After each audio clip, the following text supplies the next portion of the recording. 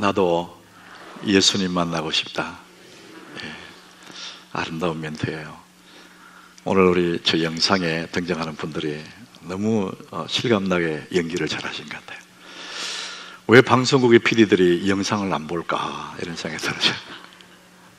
틀림없이 캐스팅할 건데, 여러분 12월 우리 예수님이 오신 성탄절이 있는 그런 달입니다. 오늘 첫 번째 주일인데 여기에 이제 1 이렇게 있고요. 여기 별의 끝에 드림 이렇게 꿈이라고 적혀 있어요. 이것을 어떻게 읽을 거냐 어제 저한테 이제 이렇게 물어보더라고요. 이게 one dream이냐 first dream이냐 이렇게 물어보더라고요.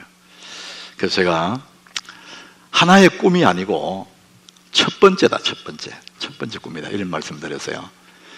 우리 지난 여름에 저 강원도 그 휠리파크인가요? 거기서 우리 가족 수련했지 않습니까? 그때 우리 강사분 중에 한 분이 정기섭 집사라고 복음 광고 그 책을 쓴 분인데, 그분이 책 표지에 보면은 딱 그렇게 적혀 있어요. 0 더하기 1은 100이다 이렇게 했어요. 아무것도 없지만 1은 예수님이거든요. 예수님이 계시면은 100이 된다. 또 밑에 보면은 100 마이너스 1 모든 것을 다 가져도 예수님을 빼버리면은 0이 되는. 그래서 우리의 삶의 가장 첫 번째 예수님이다. first dream이다. 저는 그렇게 이제 말씀을 드립니다. 이 한 달 동안 예수님이 오신 달, 성탄절 있는 이 달에 여러분의 삶의 가장 첫 번째가 예수님이 되시기를 바랍니다. 그러면 여러분 삶은 100이 되는 거예요. 모든 것이 다 있는 겁니다. 하나님이 내 인생의 여호와, 그분이 내게 목자가 되면 그게 첫 번째 조건이잖아요. 그러면은 나에게는 부족함이 없는 거예요. 언제나 우리는 예수님을 두 번째, 세 번째 밀어내기 때문에 문제가 되는 거예요. 자, 그래서 first dream입니다. 자, 오늘 말씀 제목이 더 깊은 인생, 더 깊은 믿음 이렇습니다. 한번 따라해 봅시다. 더 깊은 인생, 더 깊은 믿음. 우리가 모두 인생을 살지만은 저는 우리 하남교회 여러분 담임 목사로서 평범한 인생을 사는 것 같지만은 깊은 인생이 되고, 평범한 믿음의 사는 것 같지만은 깊은 믿음의 소유자, 저는 그걸 이제 제가 바라고, 그렇게 되면 참 좋겠다 이런 말씀을 드려요. 제가 오래전에 그 분재에 관한 그 책을 이렇게 한번 본 적이 있어요. 분재.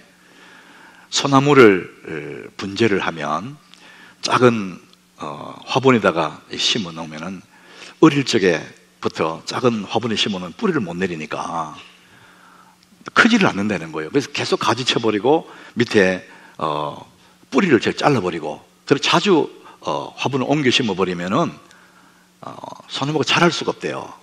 그래서 10년이 가고 20년이 가면 결국 이제 조그마한 나무가 되는 거예요. 분재가 되는 거죠. 그걸 집안에 이렇게 넣어놓는 거죠. 근데 여러분, 소나무는 광야에, 대지에 딱 심어 놓으면은 아름드리 나무로 자라는 거예요. 키가 하늘로 찌를 듯이 올라가는 것이 소나무입니다. 그렇게 클 수 있는 나무가 작은 화분에 심겨지니까 자랄 수가 없는 거예요. 여러분, 어항에 그 물고기들, 그런 물고기들은 관상용으로 책상 앞에나 집안에 두지 않습니까? 조그마한 고기. 그 중에 코이라는 그런 물고기가 있는데, 이 물고기는 3cm 정도 된대. 3cm. 더 자라도 5cm밖에 안 자란다. 그러니까 어항 속에 자라기 딱 좋은 그런 물고기죠. 예쁘고. 그러나 그 물고기를 강물에 풀어놓으면요 3m로 자란다는 거예요. 어항 속일 때 3cm밖에 못 자라던 것이 넓은 강에 풀어놓으면은 3m씩 자라는 이런 고기라는 거죠. 여러분, 하나님은 우리들 마음속에 하나님 형상, 엄청난 가능성, DNA를 심었다는 거죠. 그런데 우리는 스스로 나는 안 돼, 나는 할 수 없어, 나는 원래 그런 사람이야, 이러면 자기를 자꾸 분재해버린다는 겁니다. 작은 화분에 자기를 넣어버리는 거예요. 작은 어항 속에 나를 집어넣어버리니까 더 이상 잘할 수가 없다는 겁니다. 하나님은 우리에게 더 깊은 믿음, 더 깊은 인생 살 수 있는 DNA를 주셨는데 왜 나는 더 깊은 인생으로 살지 못할까? 그건 스스로 의항 속에 나를 집어넣고 화분 속에 자꾸 집어넣기 때문에 그렇다는 것이죠. 창세기 12장에 가면은 하나님이 아브라함을 부르셔요. 12장 1절에 하나님이 아브라함을 부르십니다. 하란 땅에 살고 있는 아브라함에게 내가 네게 보여줄 땅으로 가라 이렇게 말씀하세요. 그리고 그 다음 2절에 보면은 내가 너로 큰 민족을 이루고 네게 복을 주어 네 이름을 창대하게 하리니 너는 복이 될지라. 따라갑시다. 너는 복이 될지라. 하나님이 아브라함에게 하란이라는 그 속에 살아가는 아브라함, 초라한 첨부로 살아가는 그 사람에게, 스스로 의항 속에 갇혀있는 아브라함에게 내가 너로 복이 되게 하겠다. 하나님의 DNA가 네 속에 있다 이렇게 말씀하시죠. 저는 우리 하남교회 모든 교우들이 이 시대의 아브라함같이 내 속에 심겨져 있는 하나님의 형상, 내 속에 심겨져 있는 하나님의 가능성, DNA, 그것을 가지고 여러분 스스로를 분재하지 말고 스스로 의항 속에 가두지 말고 하나님 주시는 그 꿈, 그 가능성을 마음껏 펼치는 그런 여러분 되시기를 축복합니다. 누구나 다 그럴 수가 있습니다. 우리 환경이라는 의항 속에 갇혀있기 때문에 나는 안 된다고 생각하지만 예수님은 우리에게 말씀하시죠. 아니라는 거예요. 너는 하나님의 형상을 닮은 하나님의 사람이라는 것입니다. 자, 오늘 하나님은 우리에게 이와 같은 엄청난 가능성의 DNA를 주셨지만 우리는 그런 것은 생각지도 않고 늘 행복하기를 원하는 거예요. 이 땅에 있는 사람치고 행복하기를 원치 않는 사람 누가 있어요? 오늘 여러분들이 다 행복하기를 원할 거예요. 여러분 하나님이 우리에게 행복하기를 원하시죠. 그러나 하나님은 우리에게 그 행복이라는 것을 넘어서서 무한한 가능성을 펼치고 우람한 나무같이 그 넓은 대해를 마음껏 헤엄치는 큰 물고기처럼 하나님의 은혜의 바다를 헤엄치기를 하나님이 원하시는데 우리는 자꾸만 나의 삶 속에, 현상 속에, 현실 속에 가둬놓으면서 그저 그 속에서 행복을 찾기를 원하는 거예요. 사람들이 행복하시기를 바라는데 제가 보니까 두 가지 큰 행복의 요소가 있다고 생각하는 거예요. 자기 행복해지기 위해서 사람들이 추구하는 게 뭐냐? 모든 사람이 추구하는 것이 소유입니다. 소유. 내가 더 많은 것을 소유하면 행복해질 거야. 아마 여러분 여기 앉아있는 여러분들도 그럴 거예요. 여기 있으면서도 지금 내가 더 돈을 벌고 더 사업도 확장하고 내가 더 투자를 하고 지금보다 더 많은 것을 소유하면 더 넓은 집에 가면 행복할 거야 이렇게 생각할 거예요. 그래서 요한복음 오늘 4장을 읽었지만 3장에는 니고데모 얘기가 나오거든요. 여러분 니고데모는 나름대로 우리가 원하는 것을 가진 사람이에요. 이 사람은 부를 가졌고 권력을 가진 사람이에요. 그런데 그가 그 가지고 있는 소유로 만족했느냐? 아니라는 거죠. 목마름을 가지고 밤에 예수님을 찾아와요. 세상적으로 성공했고 많은 걸 소유했지만은 여전히 목이 마르는 거예요. 만족이 안 되는 거예요. 그래서 밤에 그것도 예수님을 찾아와서 목마름을 얘기하잖아요. 오늘 우리 읽었던 이 4장에는 사마리아 여자입니다. 이 여자는 우리가 아는 대로 남편이 5이 있는 그런 여인이에요. 우리는 하나 갖기도 힘드는데 5명을 가지고 있어요. 오늘 찬양대회 찬양 우리 권사님이 계속해서 찬양 지휘하셨는데 내가 찬양대회한테 물어보겠습니다. 남편 2 있어요? 하나 있어요? 하나 있다고 말하겠죠. 근데 하나는 집에 있고 또 하나는 아무도 모르는데 감춰놨을지도 몰라. 예? 그런 사람이 있거든요.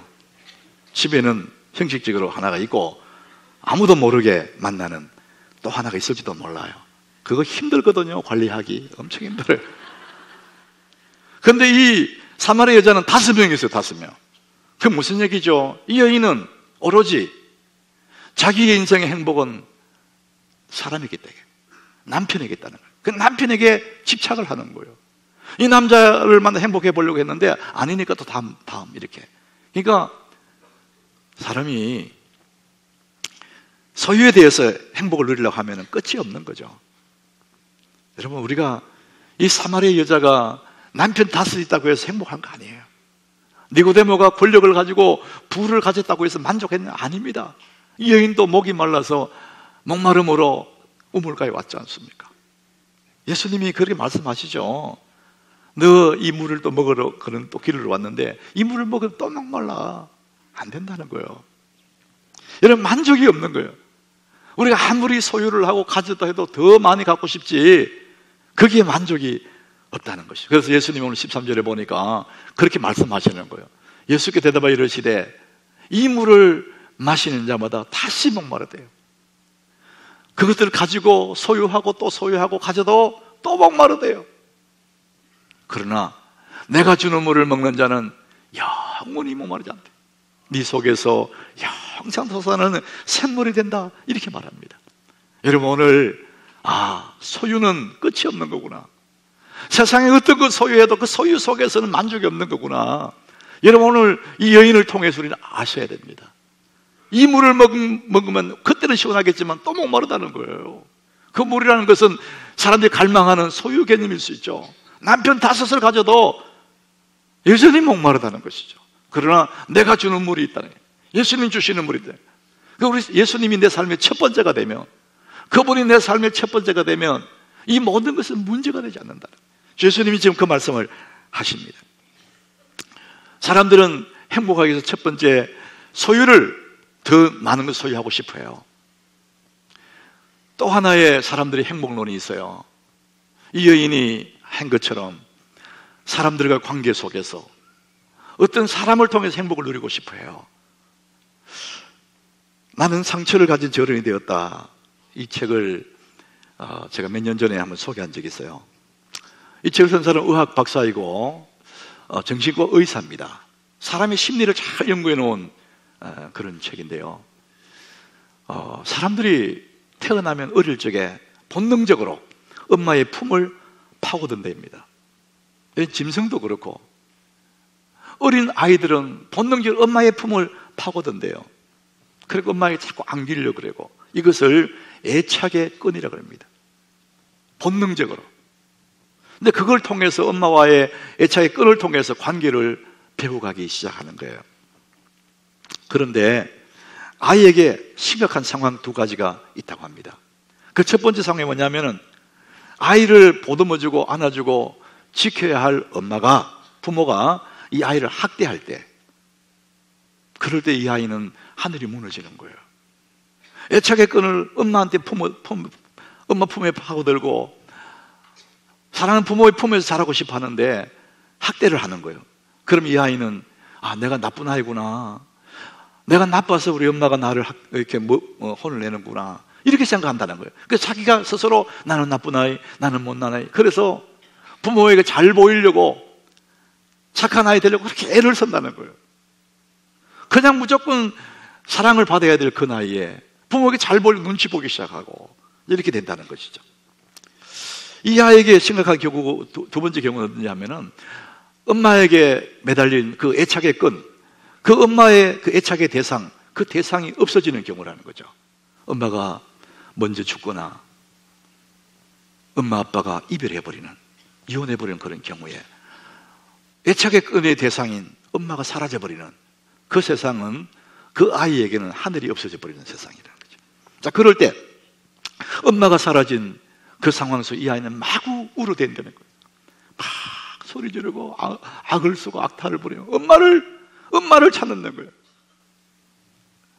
그렇게 며칠을 울어도 더 이상 엄마가 나타나지 않으면은 그때부터는 이제 우는 것도 멈추고 애가 얼굴이 컴컴해지고 시무룩해진대요. 방구석에 우두커니 앉아있고 맛있는 걸 줘도 안 먹고 장난감 줘도 안 갖고 놀고 얼굴이 컴컴해. 그러다가 슬픔 속에 잠들고 그렇게 2달, 3달쯤 지나면 이제 엄마가 안 오는구나. 아이가 이제 그것을 결심하게 될 때, 그때 이 아이는 엄마를 향한 애착의 끈을 스스로 끊어버린대요. 심리적으로. 그래야 자기가 살 수 있기 때문에 끊어버려요. 더 이상 기다리지 않는답니다. 그리고 그 아이는 어떻게 되느냐? 이 아이는 정상적인 아이처럼 밥도 먹고 놀고 똑같이 생활한다. 그런데 속은 텅 비어있다는 거죠. 세상에 태어나서 첫 번째 맺은 관계가 엄마와의 관계인데, 그 엄마의 관계가 깨어지면 이 아이는 그때부터 사람에게 집착하는 거예요. 이 아이가 자라면은 사람에게 집착을 한대요.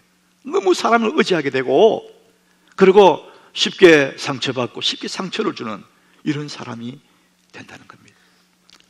우리는 이 사마리아 여인 수가성 여자, 이분의 비하인드 스토리를 몰라요. 어떻게 살아왔는지 우리는 모릅니다. 그러나 그분의 삶의 모습을 보니까 그 애착의 끈이 그는 형성되어 있지 않는 그런 삶이 아닐까. 그러니까 그렇게 사람에게 집착을 하는 거예요.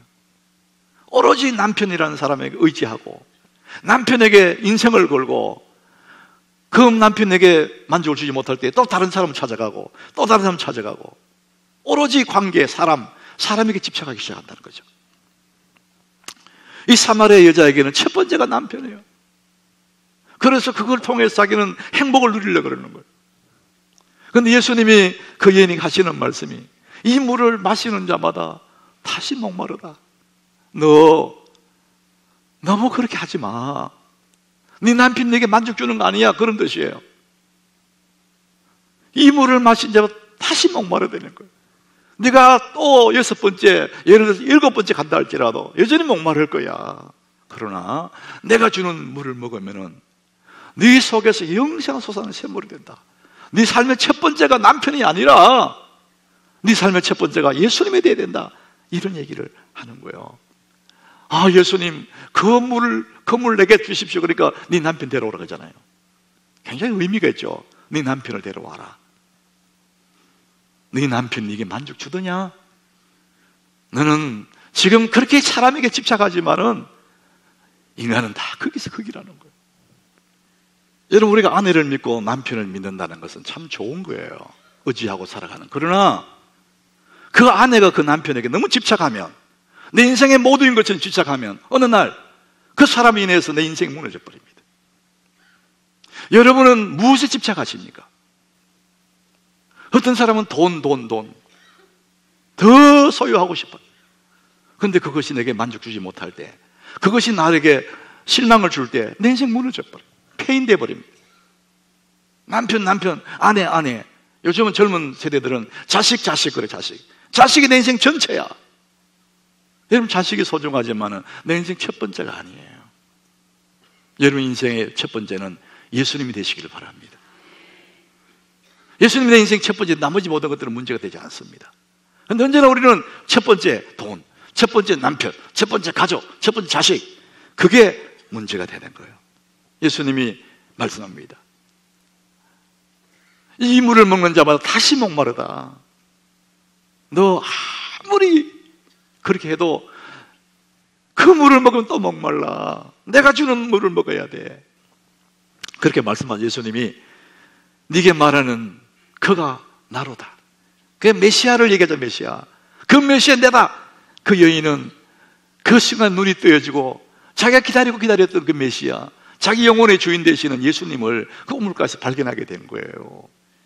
그래서 그 여인이 이제 28절에 보면요, 물동이를 버려두고 갑니다. 28절. 여자가 물동이를 버려두고 동네로 들어가는 거예요. 여러분, 이 여인이 지금 물 기르러 온 시간대를 6시쯤 됐다 이렇게 말하거든요. 성경에 우리는 이 문맥을 보면요, 굉장히 의미 있는 글들이 있어요. 6시, 그거는 유대 시간으로, 우리나라 시간으로 하면 12시에 정오입니다. 뜨거운 햇빛이 내리쬐는 정오. 그 정오에는 사람들이 움직이지 않는데요, 사람 별로 없는 그 시간을 이용해서 이 여인이 우물가에 왔다는 얘기는 뭡니까? 부끄러운 얘기가 있다는 거예요. 자기가 남편 다스리는 부끄럽다는 거예요. 그 삶이 좀 사람들 드러내고 싶은 그런 사람이 아니라는 거예요. 근데 거기에 물을 기르러 왔어요. 목이 말라 물을 기르러 왔어요.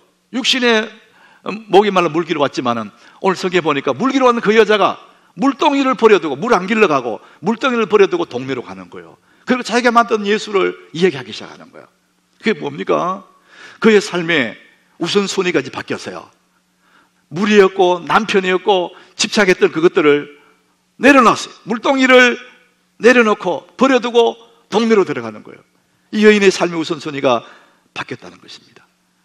그때 이 여인이 동네 사람들이 가가지고 자기의 내게 행한 모든 것을 말하는 그 사람, 자기의 부끄러운 과거를 말하기 시작하는 거예요. 사람들은 그 자기의 과거는 숨기고 싶거든요. 누가 그걸 말하고 싶어요? 근데 첫 번째 예수가 내게 첫 번째 되면은요, 오히려 내 약한 것이, 내 부끄러운 그것이 자랑이 되고 그것이 간정이 되는 거예요. 여러분, 우리 이번에 마지막 며칠 동안 그 감리교 권사님을 통해서 간증 들었지 않습니까? 그분이 고등학교 중퇴한 것을 계속 얘기하잖아요. 그 중퇴가 아니고 잘렸다잖아요. 퇴학당했어요. 여러분, 고등학교 나쁜 짓에가 퇴학당한 게 자랑될 수 있습니까? 근데 그 사람은 그거 자랑스럽게 얘기하잖아요. 왜? 예수님 인생의 첫 번째거든요. 그러다 보니까 오히려 힘들고 아팠던 그것들이 그 얘기 들으면서 우리가 마음에 엄청 위로받았잖아요. 이 여인이 지금 물동이를 버려두고 가서 내가 행한 모든 것을 말한 그분을 막 얘기하기 시작하는 거예요. 이 여인은 삶의 우선순위에 그렇게 집착하던 그 남편에 대한 그 집착이 그 첫 번째 삶의 우선순위 예수님이 된 것이죠. 어제 제가 여기서 추리하고 그 이후에 장례식에 가서 입관 예배를 드렸어요. 정신 바짝 안 차리면 이제 실수해요. 어떤 목사님이 주례하고 장례 집례하고 바로 쫓아가지고 또 주례하다가 거기 조문객들이 아니고 추객들이잖아요. 조문객 여러분 잃어버렸다는 거예요. 헷갈려가지고 또 장례식 가가지고 하객 여러분 잃어버리면 안 되잖아요. 조문객들인데. 그러니까 저다 정신 바짝 차렸어요. 그래서 한 사람의 이제 인생을 시작한 젊은 청춘이 이제 결혼 생활 시작해서 인생을 출발하는 젊은 커플을 주례를 하고 인생 끝 다 살고 이제 관속에 들어가는 그분의 입관 예배를 드리고 제 양쪽을 가면서 생각이 깊어지더라고요. 한 사람은 이제 시작하고 한 사람은 끝났고, 여러분 꿈을 안고 이제 막 결혼 생활 시작하는 그 꽃다운 청춘이나 한 세상을 다 살고 떠나가는 그 노인이나 예수가 없으면, 그 삶에 예수가 없으면 다 의미가 없는 거예요. 여러분 삶 속에 예수가 첫 번째 되기를 바랍니다. 엄청난 성공을 했다 할지라도 예수가 없으면 그 모든 것은 제로가 되는 것입니다. 여러분, 성공의 때에도 실패의 때에도 오로지 첫 번째가 하나님이었던 욥이라는 사람, 이 사람 고백을 보면 정말 우리 마음에 위로가 돼요. 욥기 42장 5절이에요. 우리 같이 한번 읽어보겠습니다. 내가 주께 대하여 귀로 듣기만 하였사오나 이제는 눈으로 주를 배웠나이다. 그는 엄청난 성공의 때도 그의 첫 번째는 하나님이었어요. 다 잃어본 때에도 그의 첫 번째는 하나님이었어요. 그의 고백이 그 고난을 다 겪은 다음에 이제는 전에는 내가 하나님에 대해서 귀로만 들었는데 이제는 눈으로 배움나이다. 여러분, 이분이 인생이 더 깊어지고 더 믿음이 더 깊어지다는 것이죠. 귀로만 듣던 그 하나님이 이제는 손으로 만지고 눈으로 볼 만한 그런 살아있는 깊은 신앙의 사람으로 되었다는 것이죠. 여러분, 더 깊은 인생, 더 깊은 믿음의 사람이 되시기를 바랍니다. 그러려면 여러분 인생의 첫 번째가 예수님이 되셔야 됩니다. 의왕에 갇혀있는 물고기처럼 살지 마십시오. 작은 화분에 심겨져 있는 소나무처럼 살면 안 됩니다. 우리는 은혜의 강물에 나를 던지는 것입니다. 예수님 붙잡고 나가면 하나님이 여러분 오늘도 여러분을 통해서 영광 받으시고 내 속에 있는 하나님의 형상, 하나님의 가능성이 끝없이 펼쳐지는 여러분 되시기를 예수님 이름으로 축복합니다.